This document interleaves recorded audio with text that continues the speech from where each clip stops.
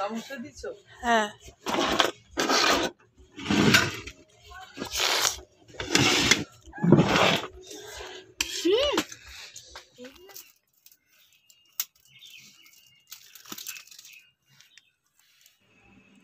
Hello বন্ধুরা, সুপ্রভাত সবাইকে। সবাই কেমন আছো? আশা করছি সবাই তোমরা খুব ভালো আছো। আর আমিও গোপালের কৃপায় মোটামুটি আছি। গলাটা শুনে বুঝতেই পারছো এখনও শরীরটা ঠিক হয়নি। তো আজকে হচ্ছে শুক্রবার, আর এখন বাজে সকাল ওই 7টা মতো। ভেবেছিলাম যে একটু শুয়েই থাকবো, সকালে শরীরটা একদমই ভালো নেই, আর রাতেও একদম ঘুম হয়নি। জানি না কি একটা অস্বস্তি হচ্ছিল শরীরে, মানে কম্বল গায়ে দিলে গরম লাগছে, আবার খুললে ঠান্ডা লাগছে, মানে খুব খারাপ আর কি ঘুম হয়েছে রাত্রে। তো শুয়ে থাকতে আর পারলাম না, পাপা বললো একটু শো, বাট আমার একদম মানে শুয়ে থাকতে আর ইচ্ছা করলো না আর কি। সারা গায়ে মানে যন্ত্রণা শুরু হয়ে গেছে।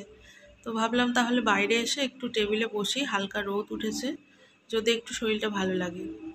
আর বাগানে আসলে এমনি মনটা ভালো হয়ে যায় শরীরটা খারাপ থাকলেও। তো সেই জন্য এসে পাপা কাজ করছিল বাগানে, তো দুজনের জন্য চা করলাম। আর তোমরা তো দেখলেই চায়ের কাপটা। তো এখন আমি আর পাপা দুজনেই চা খাচ্ছি, আর বাবু কিন্তু এখনো ঘুমিয়ে রয়েছে।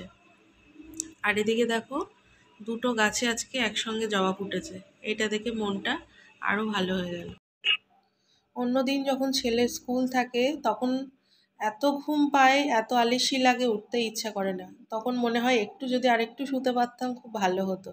আর এখন সুযোগ রয়েছে ঘুমানোর, অথচ আর শুয়ে থাকতে পারছি না, মানে গায়ে রীতিমতো ওই যে বললাম জ্বালা যন্ত্রণা শুরু হয়ে যায়। তো যাই হোক, এখন দেখো চলে এসেছি বাগানে। আর আমার ফুলকপি গাছগুলোতে দেখো, এই ছোট্ট গাছটা একটা ছোট্ট ফুলকপি হয়েছে, আর বাকিগুলোতে এখনো কিন্তু ফুল আসেনি। তো এই সাইডটা একটু রোদে কম থাকার জন্যে আমার মনে হয় দেরি হচ্ছে। আর এগুলো রয়েছে ব্রোকলি, আর এই যে দেখছো এগুলো, এক সাইডে রয়েছে বাঁধাকপি, এই যে এগুলো। আর ওই সাইডে বাঁধাকপির মতো যে পাতাটা দেখছো ওটা হচ্ছে রেড ক্যাবেজ, ওই যে লাল বাঁধাকপিটা বাজারে পাওয়া যায় ওইটাই। জানি না, শীত তো মানে শুরু হয়ে গেছে, আর মানে কবে যে বাঁধাকপি আর ফুলকপি হবে ভগবানই জানে। আর এদিকে দেখো এই বেগুন গাছটায় নিচে একটা বেগুন, কিন্তু বিশাল সাইজের বেগুনটা লুকিয়ে রয়েছে। আর এই যে দেখো পাখিতে আবার খাওয়া শুরু করেছে। কি জ্বালায় যে পড়েছি আমরা, আর কি বলবো। পুরো বাগানটা তো নেট দিয়ে ঢাকাটা সম্ভব নয়, তবুও এই মানে লুকিয়ে রাখা রয়েছে বেগুনগুলো, সেখান থেকেও খেয়ে নিচ্ছে। আর এদিকে পাপা চলে এসেছে মাশরুম তুলতে। আজকে প্রচুর মাশরুম উঠেছে, তো আমিও সঙ্গে সঙ্গে আসলাম, তোমাদেরকে দেখানো খুব একটা হয় না আর মাশরুমটা। তো আজকে অনেকটা মাশরুম ওঠার আছে, তো ভাবলাম চলো তোমাদেরকে একটু দেখাই। তো এত যে ভালো লাগে এইগুলো দেখতে, সুন্দর ফুলের মতো চারিদিকে হয়ে থাকে। আর দেখো কতটা থোক থোক হয়েছে, আর এগুলো কিন্তু যথেষ্ট ভারী। আমরা বাজারেও দেখেছি এগুলো কিনতে পাওয়া যায়, কিন্তু আমাদের মতো এতটা সুন্দর হয় না। বাজারেরগুলো কেমন জল প্যাচ প্যাচ করে, আর এগুলো দেখো একদম ড্রাই, আর খেতেও খুবই টেস্টি, একদম বাজারের থেকে আলাদা। যেহেতু আমরা কোনো এতে সার প্রয়োগ করি না, সেই কারণে এর টেস্টটা কিন্তু অনেকটাই ভালো, মানে ডিফারেন্সটা বোঝা যায়। যারা একবার আমাদের কাছ থেকে নিয়ে খেয়েছে তারা রীতিমতো সবসময় ফোন করতে থাকে এই মাশরুমের জন্যে। আসলে এটা তো সবসময় হয় না আর কি, আর পাপা বেশি করতেও পারে না, অল্প করেই করে। কিন্তু কাস্টমার প্রচুর, সবাই নেওয়ার জন্যে ফোন করে। তো যাই হোক, সমস্ত এগুলো তুলে ফেলি।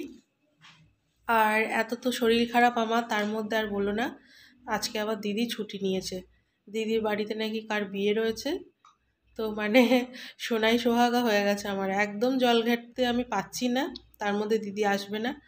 তো বুঝতেই পারছো জল ছাড়া তো সংসারে কোনো কাজই হয় না। বাসন মাজা রয়েছে, জামা কাপড় কাচা, ঘর মোছা, সব কাজেই জলের ব্যবহার। তো জানি না কতদূর কী করব। সকালে উঠে কিন্তু আমি বসেই আছি, প্রায় 9:30 বাজতে গেল ঘড়িতে, এখনও বাইরে বসে আছি। টিফিন করব কিছুই আমার মাথায় আসছে না, আর কিছু ভালোও লাগছে না। তো দেখি এখান থেকে গিয়ে কিছু একটা টিফিন করতে হবে, কারণ পাপা হচ্ছে বেরোবে, তো কিছু তো খেয়ে যাবেই, আর বাবু উঠেও টিফিন করবে। তো দেখো এই ব্যাগটাতে ছোট ছোট মাশরুম বেরিয়েছে, একদম ছোট সাইজ, তার থেকে একটু বড়, তার থেকে একটু বড়, এইভাবে বেরিয়েছে। কিন্তু প্রথমে দেখতে একদম ওই যে করোনা ভাইরাসের সময় যে পিকচারগুলো থাকে না ভাইরাসের, ঠিক সেরকম দেখতে হয়। তো এই দেখো এই ব্যাগটাতে নতুন বেরোচ্ছে, তো পাপা একটু ব্লেড দিয়ে পেপারগুলোকে কেটে দিচ্ছে যাতে করে ও সুন্দরভাবে বেরোতে পারে বাইরে। তো এইভাবে সবসময় খেয়াল রাখতে হয়, ব্যাগগুলোতে জলে স্প্রে করতে হয়, মানে ভালোই খাটুনি রয়েছে। আর খুব পরিষ্কার পরিচ্ছন্নভাবে রাখতে হয় ঘরটাকে, না হলে কিন্তু মাশরুম নষ্ট হয়ে যায়। তো যাই হোক, এই তো ব্যাপার। তো ভাবছি যে ডালিয়া করব সকালের টিফিনে, তাহলে ঝটপট হয়ে যাবে। আর ফ্রিজে রয়েছে হচ্ছে কালকে যে গোলা রুটির ব্যাটারটা বানিয়েছিলাম, সেটা বেশ খানিকটা বেঁচে গেছে। তো কাল তো আবার শনিবার, ওটা খেতে পারবো না যেহেতু পেঁয়াজ দেওয়া রয়েছে। তো ভাবছি ওইটাই বাবুকে করে দেবো। আর বাবু না ডালিয়াটা খেতে চায় না একদম, যেহেতু অনেক সবজি দিই ওতে। তো বাবুকে ভাবছি তাহলে ওই গোলা রুটিটা করে দেবো, আর আমি আর পাপা ডালিয়া খেয়ে নেব। তো চলো, ব্যাস আর দাঁড়ালে হবে না, কাজকর্ম একটু একটু করতে হবে। ওদিকে গোপালদেরকেও কিন্তু তুলতে হবে। আর এই মাশরুমটা দেখে আমার খুব পছন্দ হয়েছে। আমি বলেছি যে এটা আমাদের ঘরের জন্য নিয়ে যাচ্ছি। প্রত্যেক দিনই মাশরুম আমাদের বেঁচে যায় আর কি, একটু লোককে দিয়ে। তো সেইটা আমাদের রান্না করা হয়। যেহেতু অনেকটাই মাশরুম ওঠে, তো এত তো খাওয়া সম্ভব না। এক একটা বেডে হয়তো 2 কেজি 3 কেজি করেও হয় এক এক সময়। তো সেই জন্য বিক্রি করে দেওয়া, মানে দিতে হয় খানিকটা, আর বাকিটা আমরা কিন্তু খেয়ে নিই।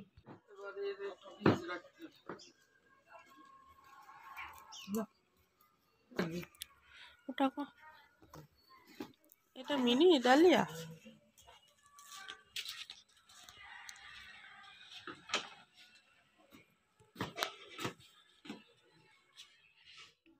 এই যে দেখো, টিফিন নিয়ে চলে এসেছি, বাবুর গোলা রুটিটা করে দিয়েছি।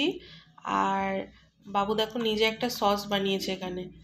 তো এখানে রয়েছে মেয়োনিজ, টমেটো সস, ধনেপাতার চাটনি, ধনেপাতা এইসব। আর আমাদের হচ্ছে ডালিয়া আর পাঁপড় ভাজা।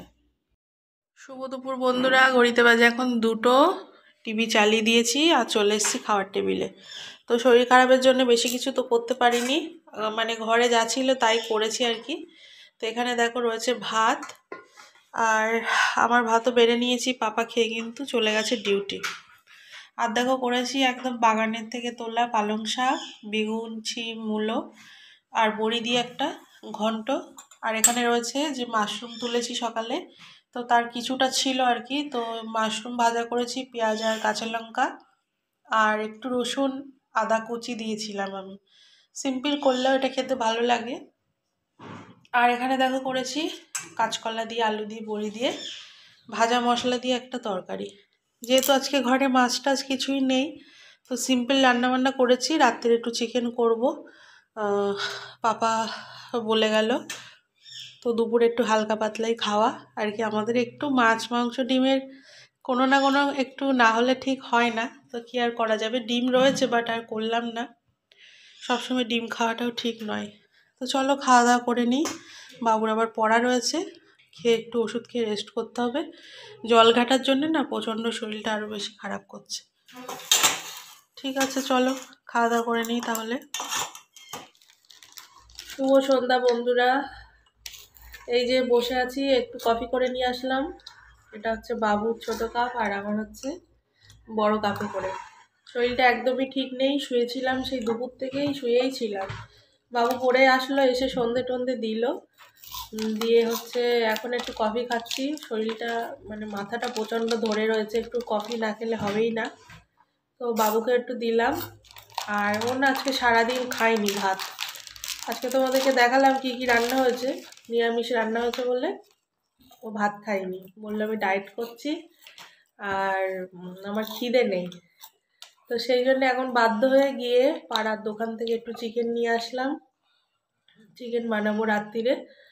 কষ্ট হলেও দেখো, মানে আমি যে শুয়ে থাকবো সেই পরিস্থিতি নেই, এদের জন্য আমাকে উঠতেই হয়। মানে এই প্রায় জ্বর আমার গায়ে, সেই জ্বর গায়ে গেলাম, এখন চিকেন নিয়ে আসছে, চিকেন নিয়ে আসলাম হেঁটে এসে, এখন কফি খাচ্ছি। তো একটু পরাটাগুলো দেখিয়ে দেবো, দিয়ে তারপর চিকেনটা রান্না করব। আর না হলে কালকে আবার শনিবার, কালকেও নিরামিষ এনে। তো ঠিক আছে, চোখ মুখ দেখে বুঝতে পারছো চোখ মুখ পুরো ফুলে গেছে ঠান্ডায়। আর নাকটাও আমার লাল হয়ে গেছে, নাক দিয়ে মনে হচ্ছে আগুন বেরোচ্ছে, নাকটা পুরো গরম।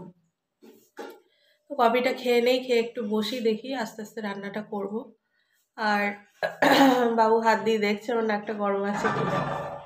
তো চলো এই ভিডিওটা আমি এখানেই এন্ড করছি। দেখা হবে কালকে বা নেক্সট ব্লগে। ততক্ষণের জন্যে সবাই সুস্থ থেকো, ভালো থেকো, আর অবশ্যই আমার ভিডিও দেখতে থেকো। তো আজকের মতো টাটা, গুড নাইট সবাইকে।